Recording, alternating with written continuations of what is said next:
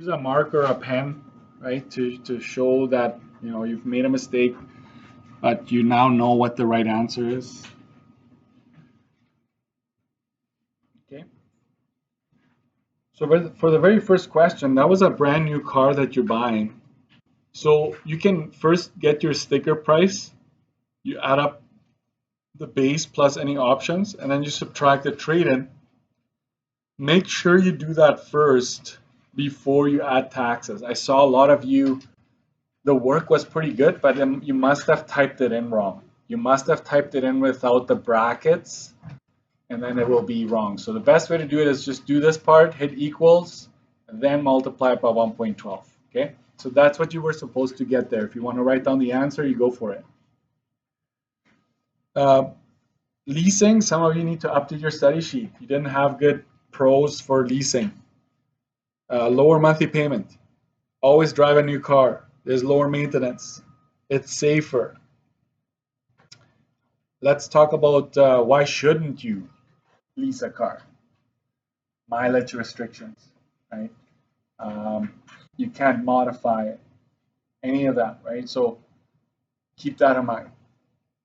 Next, this one was done fairly well overall. The used car, you were doing that fairly well. Some of you were off, some little hiccups here and there. I'm not too worried about that one. The depreciation, make sure a lot of you need to write stuff down here in this one. Go back and review depreciation, but really you find the first year you lose this much. You subtract it from what you started, right? So this is what your car is worth after the first year. You figure out another 25% of what remains. So these two numbers add up to 8,662.50 cents. So that's your total depreciation here, the total loss over 2 years. To figure out the value of the car at the end of the 2 years, you've got two options.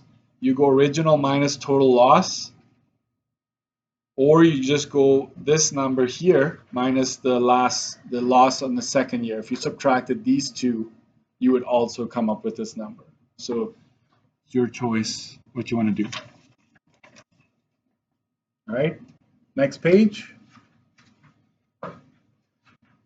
This is where I think I differed a little bit because I changed it on you, but I was really looking for the total lease. Some mistakes that I saw is you double taxed your payment. So some would go 250 times 1.12, that's 280 on the outside somewhere, and then you brought it in here and then multiplied it by 1.12 again. So now you're double taxing. So just be careful with that. And there is no mileage, so your formula for leasing just reduces to this. So that's the number I was looking for the total lease. The buyout, I think a lot of you need to look at this one because I saw all kinds of different stuff here.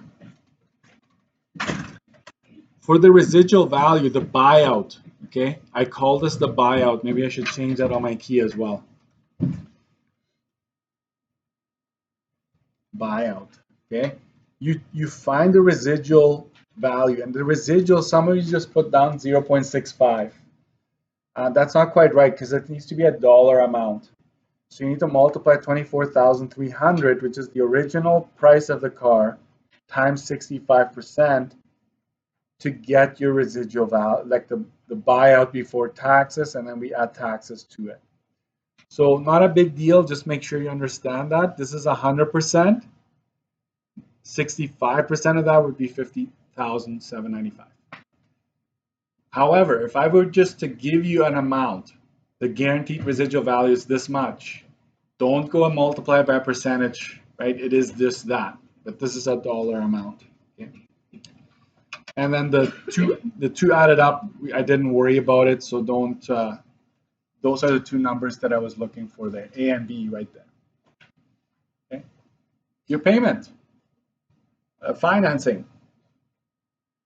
This one was okay, but some of you added the down payment here and then you subtracted it again.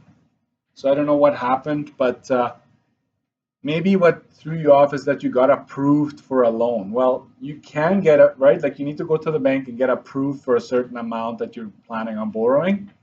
So you got that, but you're putting the down payment down.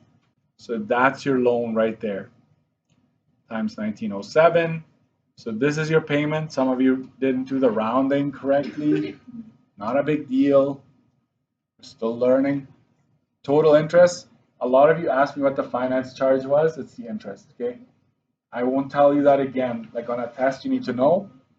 There it is. Obviously, if you had a different payment, I didn't take March off again, okay? And the interest paid, a lot of you, you use the table rate up here, down here. It's not. It's the interest rate, not the table rate. And then the bonus, I made this a bonus, okay?